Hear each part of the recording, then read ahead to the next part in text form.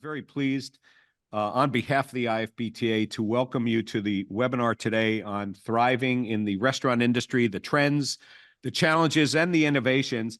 But it's a special treat today to have Susan Carroll-Boser, who is the CIO of White Castle, and also joining us for this conversation is Infor's Senior Director of Hospitality Software, Rick Kuhlman. And welcome, first of all, and I'm glad that you both could join us. And we're going to go ahead and really drill down and start the conversation. But I think before we do, Susan, perhaps we can start with you. If you would just share your background, which will certainly help us to understand where you're coming from and how you got to where you are, and your perspective on the conversation today. Yeah, well, thank you, Rob. Obviously, White Castle, the big emblem behind me, probably is telling everybody that. And most of you probably think of us as being a restaurant brand, as well you should.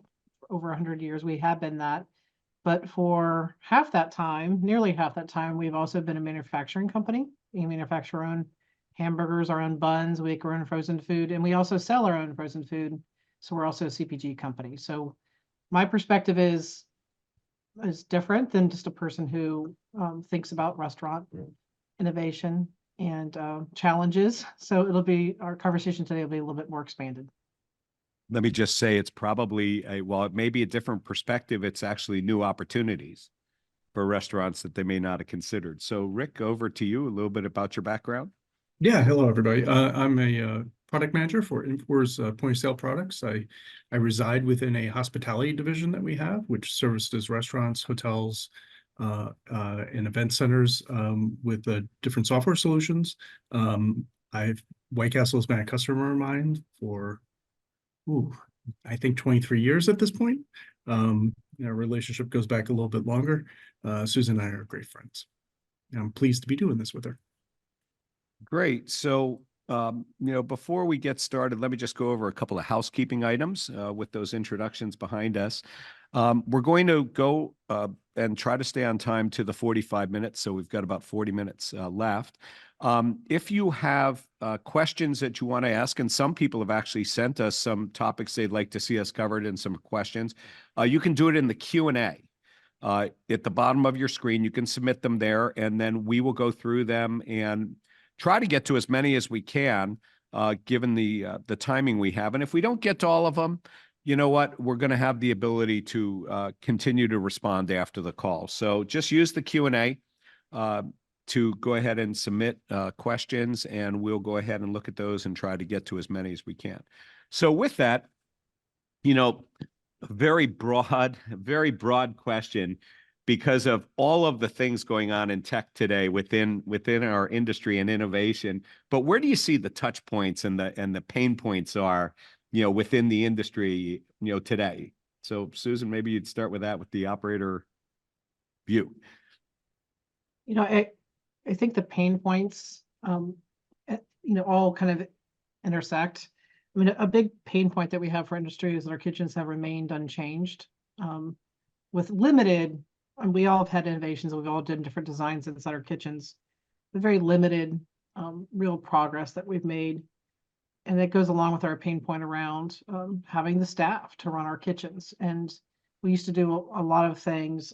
I believe we still do too many things with people moving around very fast and doing a very hard job. And I think a pain point for us, or a way to be innovative for us, is to improve the environment, both from a production standpoint and for our teams, to make it, best work environment that they can have for efficiency. So those are things that we all have in common, I believe. Another pain point for us is there's so much innovation coming at us at the big company level and at the store level. Or for me, for manufacturing CPG, it's making sure that we pick and do the right things to not fall behind, but also look for that innovation. And I suppose, by the way, an outcome of that, of having different types of operations and different types of clientele and also different distribution, is how do you pull all the technology together as a pain point, at least to try to standardize it without having to go many different directions. Yeah, yes, I actually think it actually works out well for us, because we are a private company, And so we're able to have that level of cohesiveness, but you're right, where we actually spend or focus our funds or the type of innovations that different groups need, the different segments of us in our company need are different in the way they get implemented. But we do learn from each other. We do learn from the different parts, different industries that we serve.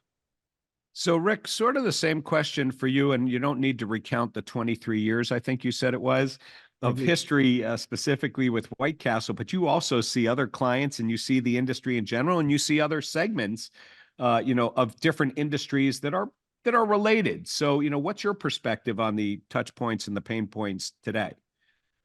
I think a lot of the customer facing solutions that have evolved, right, to support omni-channel ordering and loyalty and other initiatives. I feel like the benefiting party may have flipped on everybody.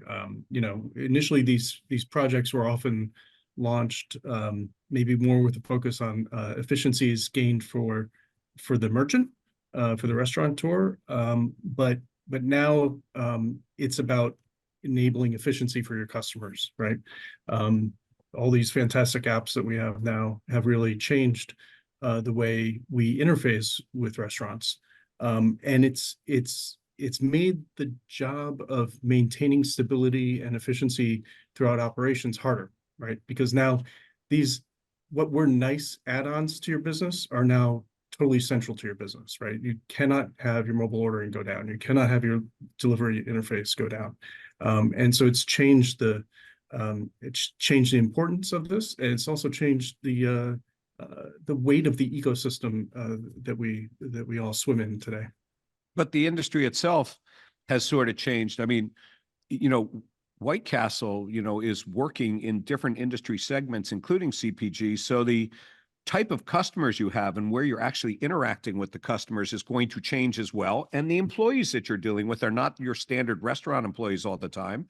And so it really sort of adds a level of complexity if you think about having to deliver products in different areas, new areas, but also where that labor comes from and the customers. And it's really those three things, right? The product, the labor, the customers. And I don't know how you address all three, with the same types of technologies and tools, but just use them in different ways.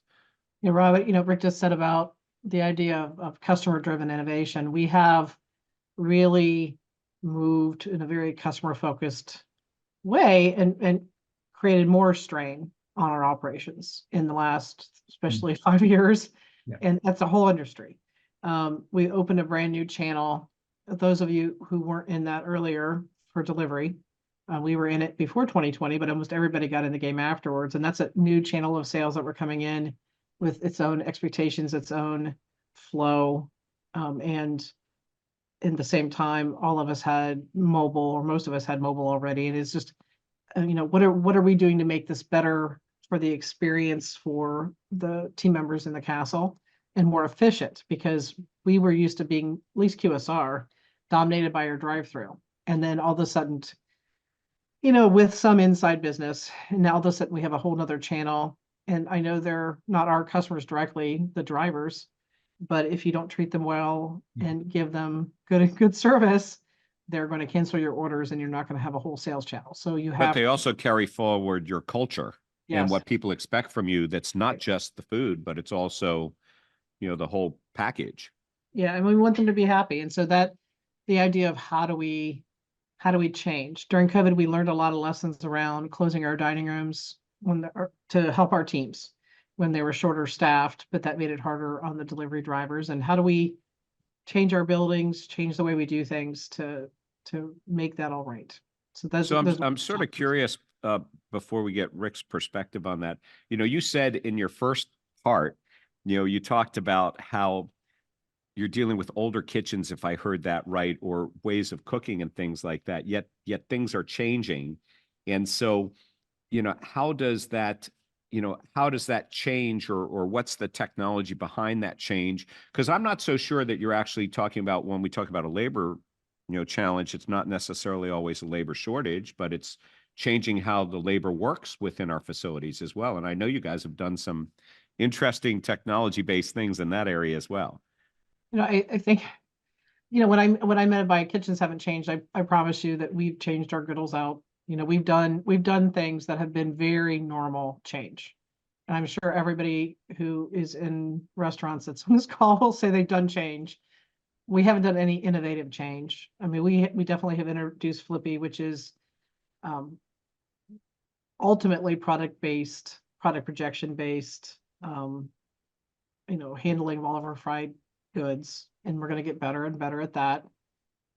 But I think on the manufacturing side, I talked about learning from manufacturing. If we saw our restaurants like a manufacturing facility, all of our equipment would be part of an equation of knowing where our bottlenecks are.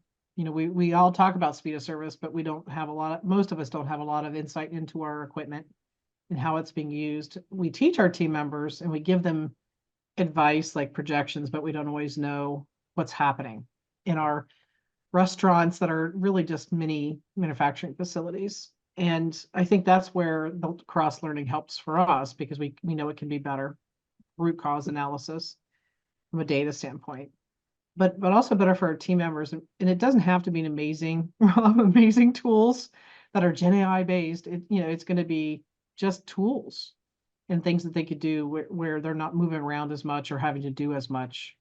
At the end of the day, they don't really need to know what the technology is behind the scenes. They just have to use it to, be able to enhance their job and their capabilities and service. Right. So Rick, I know a lot of people may or may not know that much, about Infor, and I've certainly known about Infor probably more than 23 years. And some of the background companies that came together in it, but you guys really are involved sort of in pulling it all together in single solutions, and not as an advertisement for Infor, but I think your perspective of seeing different environments and delivering in different environments, and yet the technologies are different, especially when you have, franchisees and you have licensees and, different places like campuses and things. So, what is your perspective on how all this, in fact, is brought together? Because people are always facing the challenges of best of breed, all in one, and then how do you get all the data, together? Yeah, well, the key is that you have to have a healthy set of open APIs built into your product, and then always be open to integrations with vendors. The ecosystem is increasingly complicated. For national chain restaurants, it's not unusual to see a list of 10 to 15 existing vendors that a point of sale system, for example, is expected to plug into, right? And these best of breed or whole shift and lift type programs or endeavors are increasingly difficult to achieve because of the complexity of the environment now on the technology side. So it's tough to find a vendor that you can plug in and not change everything in your ecosystem. And it lends power to your incumbent and probably frustration to that relationship if it's not going well, because it is increasingly difficult to change out core parts of your operations. Yeah, but I'm going to guess that this is the speed of change and the speed of technology today, and the consumer's driving this. So, they see something new in another industry like retail or lodging or, wherever it is, and they want it and expect it, wherever it is, in our industry as well. And a lot of these technologies today are much easier to come up with, and people have great ideas, and some of them are not necessarily properly tested or vetted before they come out, as we know, but they do have great ideas. I think that makes a more complex environment if you're an operator or if you're a supplier, of pulling things together, but being nimble enough to be able to test, bring them together, make change. Yep. Yeah, the change is happening so fast that diligent companies they don't have the time window to do what they used to do to vet new ideas, right? In the kitchen, you would do a time motion study, right? To figure out what's the most efficient layout for this new piece of equipment I'm doing. That doesn't happen today when you have these technology shifts, right? My customers, I'm not going to speak for all of them, but many of them still have not really thought through what's the best way to hold this delivery food to be warm for a driver to be ready on time. Because as Susan said, the most important thing for that driver is that food ready so I can go get another order, right? And everything happens so fast in that regard, but it's instructive for other topics. Delivery is that that we really haven't caught up with it, and the same happens on all kinds of technology solutions that we put in front of customers now. And in reality, as Susan's already pointed out, delivery is not going to go away. It was speeded up, I'm sure, because people were sort of talking and complaining about delivery prior to COVID. But now it's just a natural part of what you're going to do. Those the delivery people and the technology and tools that they're using are every bit as much a part of your operation, and they are a part of your operation, as anything else. And Susan, that must create an additional challenge of making sure that those people, properly have the tools, to deliver, to pick up and understand what's going on, because they may be walking into your four walls, someplace that they don't work all the time. Yeah, for us, I mean, it starts with, we had tools on our ordering side that the delivery providers don't have or haven't innovated on. And we had things that we can do around, we call it capacity management for online ordering, where we can control how many orders can come in at one time so that we don't promise things we can't deliver on. And a lot of the delivery providers, even though we've talked to them, to them, that fire hose that gets shot at every restaurant is just them making money, as opposed to the restaurants feel like, well, we can turn our tablets off, but there's not any way to say, I want sales in, I just don't want them coming in at Super Bowl numbers, which we get hit by during the Super Bowl, like pizza does at White Castle. And I think they're not motivated in the same way we are, because at the end of the day, we have to deliver, and we want to deliver, and we want to make sure that we can take care of the customers that are already there as well. So some of those things are conversations, to the point where one of them asked me, because I was coming in for a different contract negotiation for a different reason, to not have Susan speak about capacity management again, because they don't see the value. They still don't see the value. And because to them, it's just slowing stuff down. The value truly is, it's giving really poor service. If you don't have some kind of, even on your own things that you control, if you don't have some way to throttle and control your sales volumes coming into your stores, and what you're doing is just offering customers different times when things are available. You're hurting. I'm fascinated, though, by something that you've just said here, because you really are in control. And for a while there, people were concerned that they were not going to be in control. Right. That the standards of keeping things hot, fresh, the packaging, the delivery, the timing, but what you're saying here, regardless of whether a supplier one of your partners wanted you to talk about it or not, what we're really talking about here is continuing to control, the outcome and the customer experience. Right. And not necessarily giving it away. And I suppose that is a added challenge, in certain markets where people have licenses, or where they have group companies that are operating 30, 40 brands, out there, like the airports and but those are all alternate things. I suppose that becomes, the increased challenge of making sure that everything is put together that way. Absolutely. So Rick, you see a lot out there, and I'm going to guess that since we're here to talk about trends and new technology and looking at the future here, that you may have a perspective. And by the way, I'm asking you this first on purpose, because my thought is a lot of times the suppliers have a lot of ideas, and a lot of times on the operator side, people always talk about, oh, it's operator driven or supplier. Are there some things based on your history and all the customers that you are working with that you actually see out there as a trend, or something you think we need to pay more attention to, or an opportunity using technology, of course? Attention, I guess, is one that I'll bring up. AI in our large data sets, and the evolution of personalized loyalty programs, right? Present a great opportunity, right? I can know an awful lot about you, but they also present a great danger in that maybe I shouldn't know that much about you. And so there's a new technology space where we have to find the equilibrium between what's too much information and what's enough to achieve the goals of both the customer and the operator. And so, you know, where the direction is going to go and where it's going to turn is interesting. It obviously we have to guard our customers' information jealously, right? I mean, we have to protect it at all costs, and from a regulatory standpoint, right, it brings its own burdens with it. And so, you know, how can I have that deep relationship with the customer, but yet not expose the customer to risk, right? How many breach letters do we all want to receive You know, within any but given I week? think you're talking about this, or that perspective is one of our traditional perspective of data security. And we all focus on this breach thing. And then the question, of course, is when there's a breach, who really is responsible for the breach, which that's a whole different story.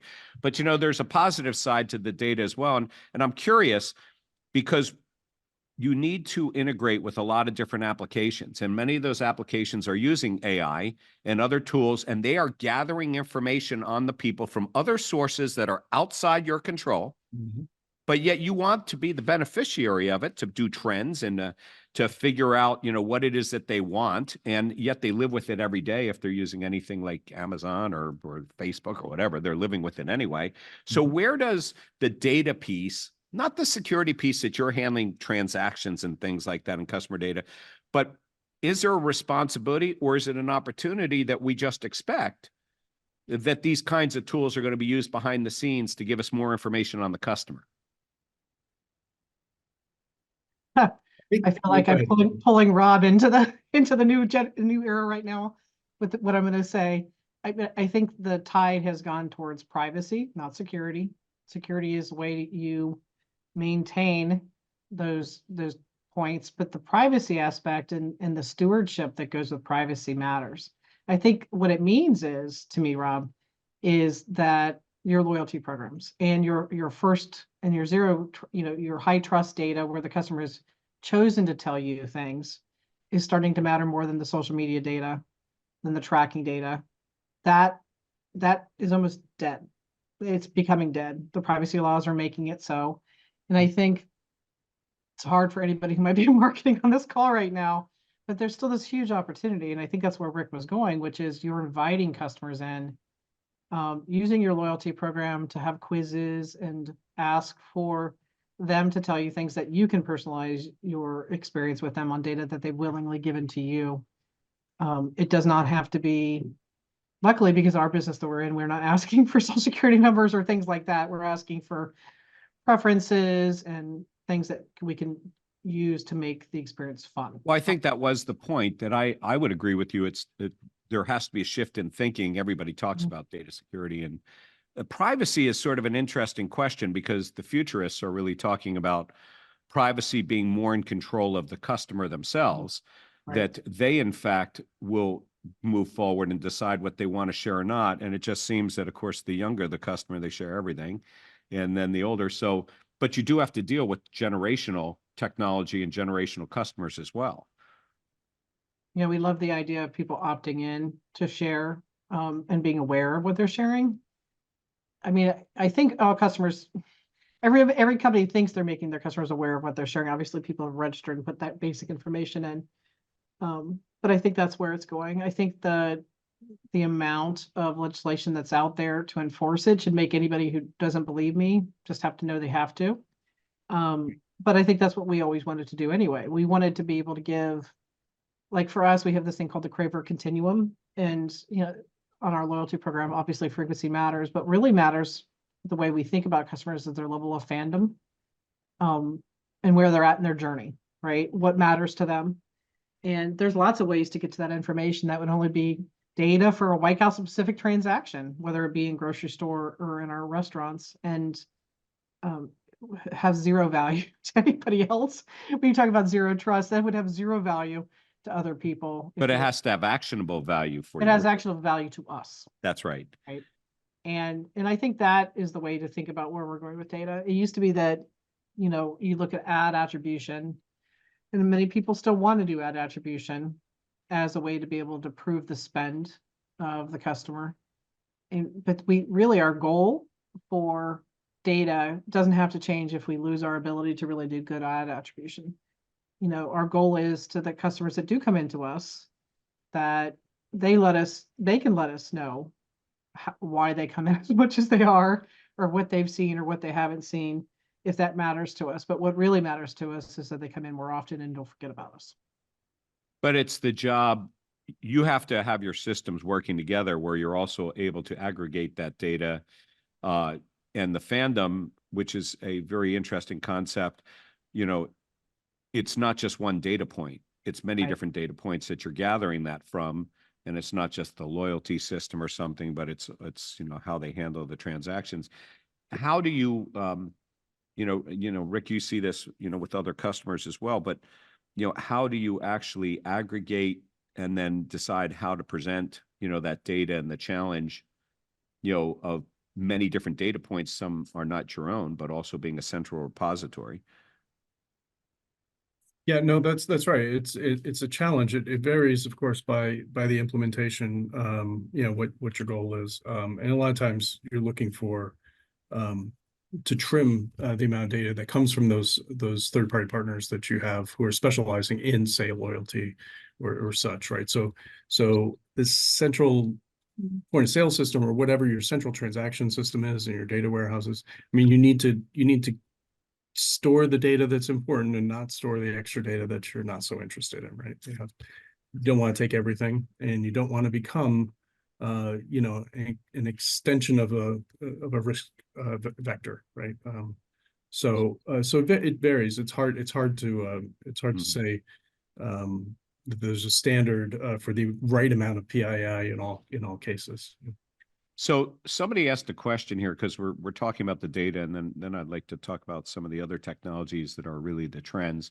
But they asked, you know, if we can, you know, raise all ships in the industry by having some sort of, by enforcing data standards. Is that a viable approach? Now, we know other industries, hotel industry does it, retail industry does it, but you know, is there such thing as real data standards that can be enforced across the industry in its use and how it's being, you know, and the benefit, you know, both to the consumer as well as the operator?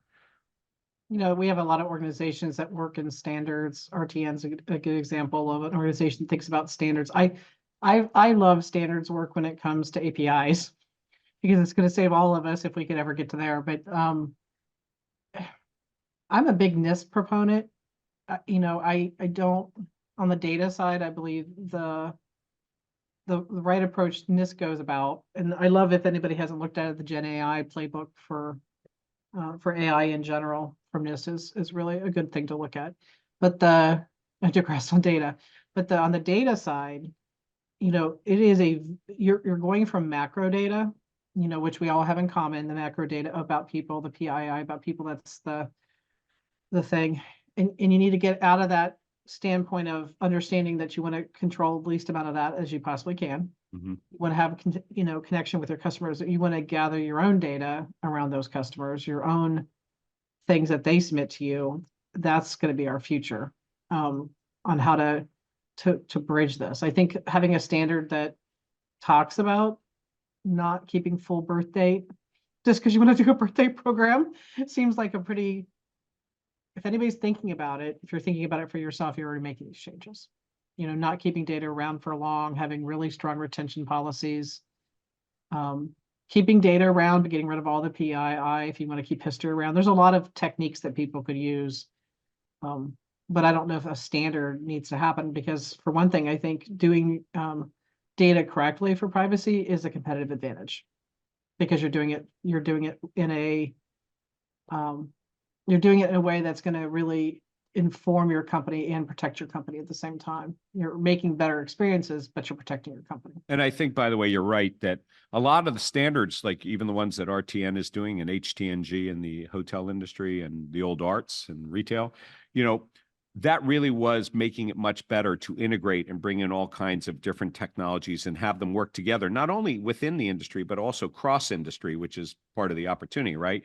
But I think that if our industry also focuses on standards of the use of the data, you know, not just how it works with each other, but the use of the data, then maybe it does help us to raise all ships if there are some, you know, standards, because must help a company that's putting together software and has to figure out how to do that reporting. You know, on the security side, I'm all in on telling people every secret that we have, you guys, not the bad people. But on the privacy side, the data side, this is still a very competitive area. You know, I think being able to get your IoT data out of your equipment and helping your team members in the kitchens with production, thinking like a manufacturing facility. And at the same time, looking at your consumer data as it belongs to them. You know, they are willingly giving it to you to a certain extent, so you have to be good stewards of only keeping the stuff that really matters to that interaction.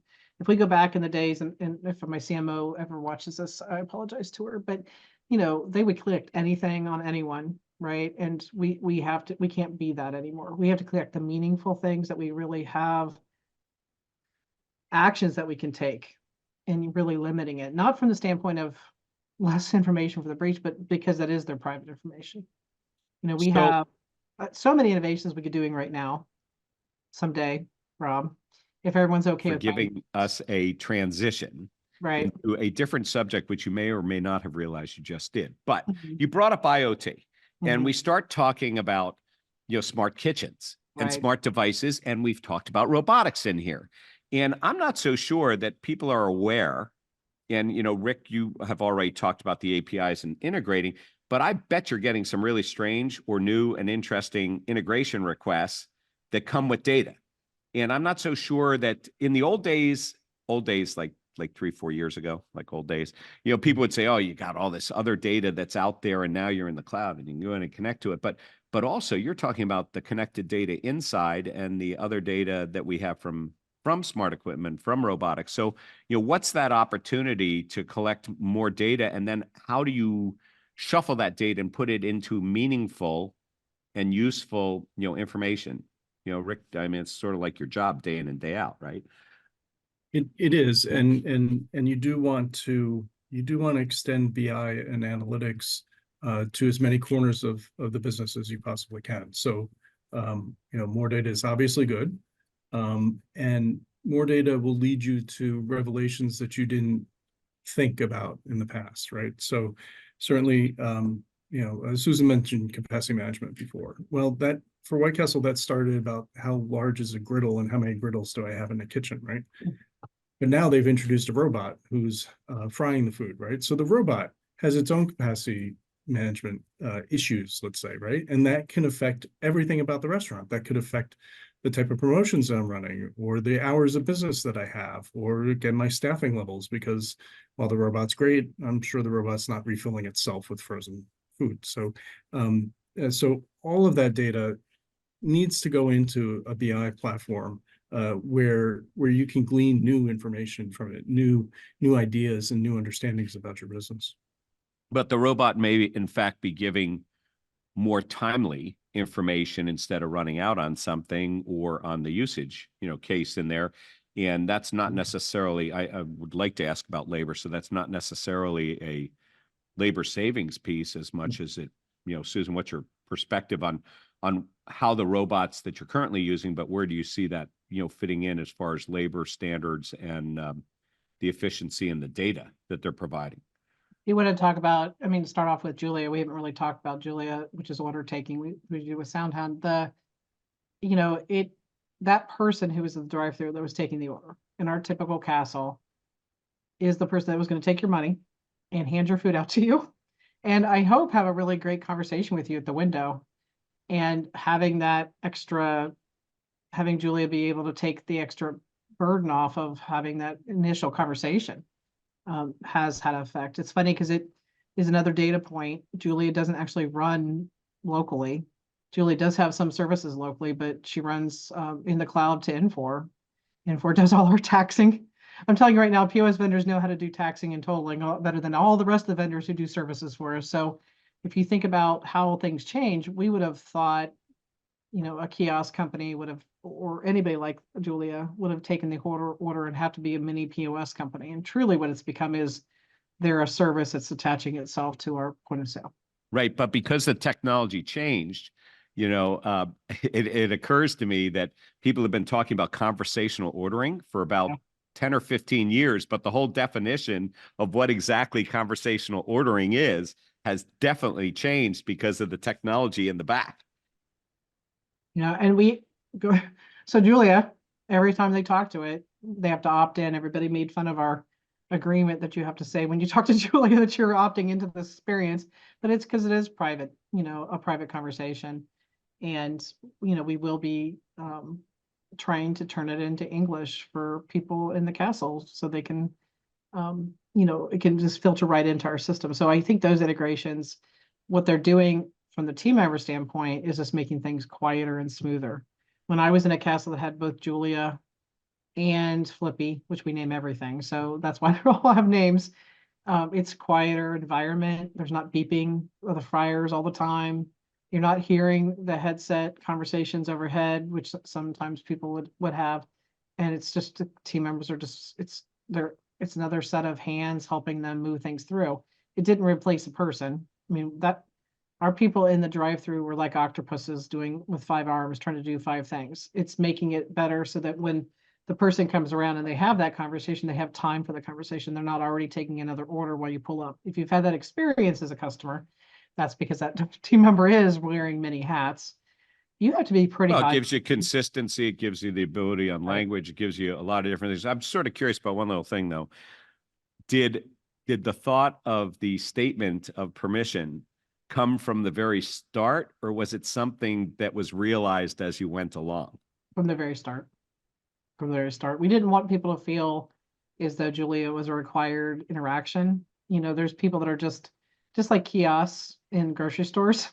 They didn't force the situation, but they kind of forced it by taking every other line away. But so they kind of forced it. We had been trying to do kiosks for 15 years in our stores. And we knew that customers, just regular kiosks, there's a certain amount of technological uncomfortableness, I guess, if that's a phrase. And it wasn't our intention to make them uncomfortable. It was our, and it also let them know that it was a different experience. We aren't trying to fool them into believing that I wasn't speaking to a AI. And that was important to us, especially since the voices are really starting to become much more human. I think some of my peers and other companies, didn't do that. And I think that's a mistake. Well, that is one of the unintended learnings sometimes, that people don't go into something and then they discover it. And you're right, it is becoming, much more comfortable and more realistic than it was in the old days. I mean, people have been using voice response in call centers for years, but you weren't necessarily asked to opt in or do something, but it's becoming so real. And I think there's a, potential fear of it, at least for a short period of time, that it's very smart to engage the customer and actually make them a fandom of the experience. Yeah, I mean, right now, if you would call one of our castles, because it's 1:30 and 12:30 Central, I'm not answering the phone, right? We're just not answering the phone. So if you have a question, it'd be better for us not to go back to the old, voice response system. Be better to go to something like that where we could try to handle it on the call, but it might be a, Office Julia. I don't know what Office Julia's name would be. So to either place a big order ahead of time that way over the phone or just get basic information. So when new technologies like this come up, Rick, and people have a great idea, how do you have that conversation and be part of the family and not just the supplier that, has to pull it together because somebody's using some other piece?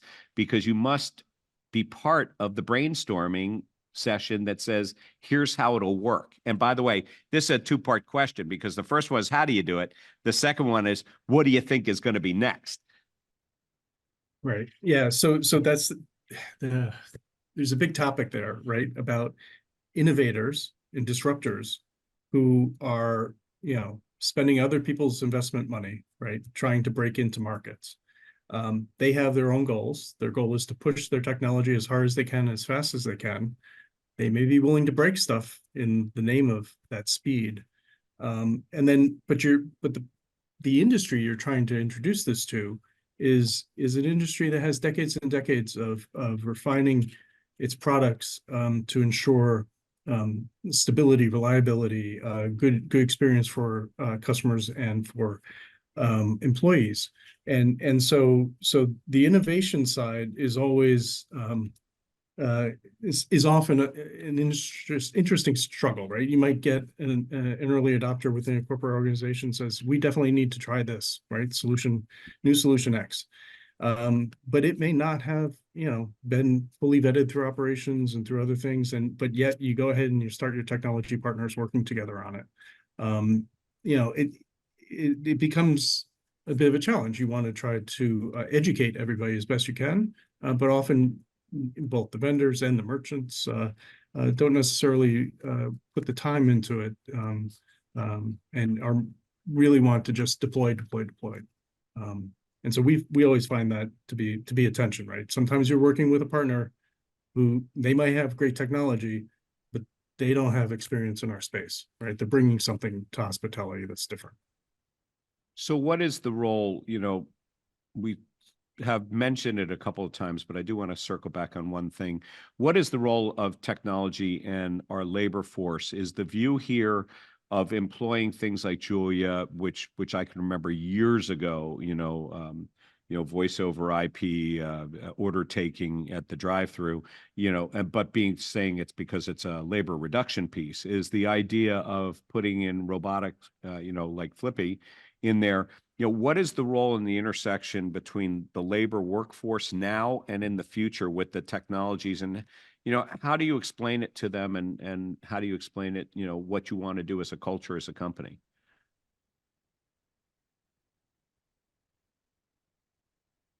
So Susan, you're the one in that I was just particular thinking, space. I'm wondering what your perspective is on that. I think for us, we have been stuck in the past, and I mean us as in the operations side of technology. And we're just pulling ourselves out of it. And I think our team members they're customers of somebody else too, right? They're customers of phones that have voice that they speak to, or voice texting and all these other things. So I think we have to have a balance of making sure we're giving innovations that help them, not just help the consumers. They're my internal customers. I want to help them anyway. So it makes a lot of sense that we would focus on that. They're the ones who are setting a griddle the same way over and over again when they realize it's a lot of it'd be great to have even a smarter process, or a smarter way, or product innovation that is an area that I think we haven't had a lot of as an industry, where we're not just talking about a new product. We're talking about a true product innovation where the delivery, the way we deliver them to the griddle is entirely different because we've done an innovation in that area that makes the consumer just as happy, but it makes the team member happier. So I think for us, it's balancing out, what are we doing for them? We have a product that we use internally in our team member app that is a structured learning, not quite Gen AI yet. I hope someday, for our team members, for them to get answers that they want and things that they need 24/7 as well. Making sure that we're giving them tools that make them better and feel proud to come to work. One of the questions one of the people asked before the conference was, how do you stop your people from being poached in our stores? And it's improving their work environment. That's how you stop them from being poached. And, you can't stop the number one thing that keeps them is going to be the people, the team, the general manager. That's why they really stay. But how you make it comfortable for them and how you make their job fun, that is stuff we can help with. And maintaining, I think, improving the work environment and maintaining the corporate culture, making fans out of the people that work for you. Right. Not just that it's just a job, that they want to do that. And certainly, technology, will certainly help to do it. So listen, we've covered a wide range of subjects in a short period of time. And this is obviously one of those conversations we could do for another 45 minutes. They're there. But it is a big industry, and somebody has asked the question about raising all ships, right? So they put it out there, and the connected piece. So, Rick, we just start with you sort of in a wrap up here, but, what are the focus areas of technology? And I'm going to say the next 2 years, because we're already half into this year and we're going to plan for next year, very shortly here. Where do you think the main focus is going to be on the technologies that are going to move us forward within the restaurant industry over the next couple of years? Where should people be focusing from your perspective? Yeah, I mean, so AI and a new layer of a new level of business intelligence analytics is coming, right? We're working on that for ourselves today across all of our products within Infor to make it easier to expose the new insights that you can gain from that data. And I think, you know, you can't just talk about these topics for a year and then they disappear, right? AI is certainly, you know, the next 5-10 years going to dominate, you know, the value that these systems bring to our customers and to their customers. Yeah, we just may not be talking about the words or the term AI. It just No. may become just part of what The we're doing. buzzword will fade away. Like, we don't really say omnichannel much anymore, although we said it till we were blue in the face 3 or 4 years ago. We But don't it's say still the words there. big data. We're talking about data analytics and BI. Okay, got that. And we're not going to be talking about, you know, artificial intelligence. We'll be talking about actionable information, but actually the actions will speak louder than the words. So, Susan, that gives you the final opportunity to, you know, provide, you know, your thoughts going forward that those, you know, who are on, you know, this today should just be thinking about going forward. Yeah, it's funny. I'm gonna say that big data actually created our privacy problem that we have right now. And so every state that's coming after you for privacy is because of our, you know, our right-minded way of wanting to pull down and pull things together. My belief is that we're still in the data gathering stage of the big data spectrum, but it's different data. It's not privacy related data, or it's privacy. It's IoT.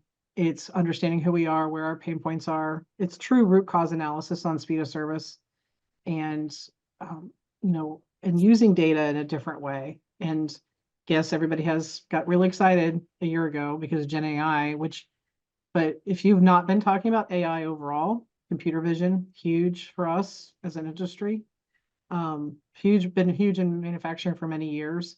It is looking to your peers and seeing what's coming. That's how you're going to know what's happening. I'm not going to keep giving away everything we're doing, but it is looking at your peers. And I don't mean just peers in restaurants. It used to be looking at peers in retail.